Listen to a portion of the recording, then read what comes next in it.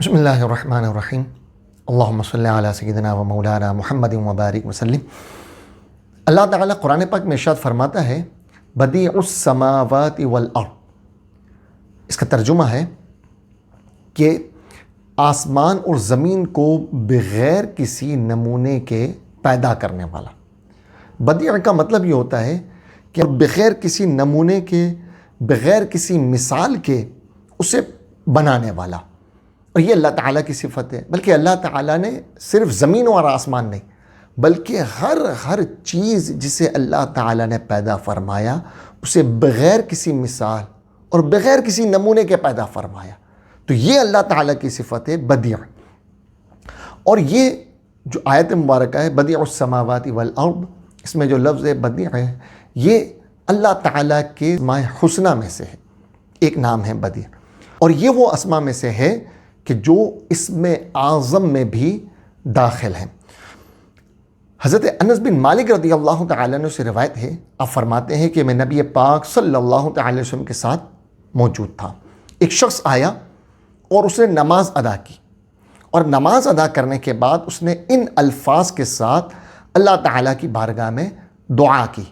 وہ الفاظ کیا ہیں؟ سماعت کریں۔ اس نے اس طرح دعا کی، اللہم انی اسألک بأن لک الحمد لا الہ الا انت المنان بدیع السماوات والارض یا ذا الجلال والاکرام یا حی یا قیوم۔ اس کا ترجمہ بھی سماعت کر لیں۔ اے اللہ، میں تجھ سے سوال کرتا ہوں کہ بے شک تیرے لیے ہی تعریف ہے، تیرے سوا کوئی معبود نہیں، تو بہت احسان کرنے والا ہے، آسمانوں اور زمینوں کو پیدا فرمانے والا ہے، بغیر کسی نمونے کے آسمان اور زمین کو پیدا کرنے والا ہے۔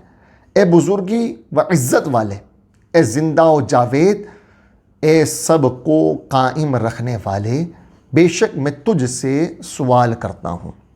تو ان الفاظ کے ساتھ اس نے دعا مانگنا شروع کی۔ اب حضرت انس بن مالک رضی اللہ تعالیٰ عنہ بھی موجود تھے اور نبی پاک صلی اللہ تعالی وسلم بھی موجود تھے۔ جب آپ نے یہ الفاظ سنے تو نبی پاک صلی اللہ تعالی وسلم نے فرمایا، اور کچھ صحابہ بھی موجود تھے، فرمایا اے صحابہ، کیا تم جانتے ہو کہ اس نے کن الفاظ کے ساتھ دعا کی؟ تو صحابہ کرام نے عرض کی کہ یا رسول اللہ، اللہ اور اس کا رسول زیادہ بہتر جانتے ہیں۔ نبی پاک صلی اللہ تعالی وسلم نے فرمایا، اس ذات کی قسم جس کے قبضہ قدرت میں میری جان ہے، الفاظ کے ساتھ جو کہ اسم اعظم ہیں ان کے ساتھ دعا کی ہے، اور جب ان اسماء کے ساتھ اسے پکارا جائے تو وہ ضرور اس کی دعا کو قبول فرماتا ہے، اور جب اس کے ساتھ کچھ مانگا جائے تو وہ ضرور اسے عطا فرماتا ہے۔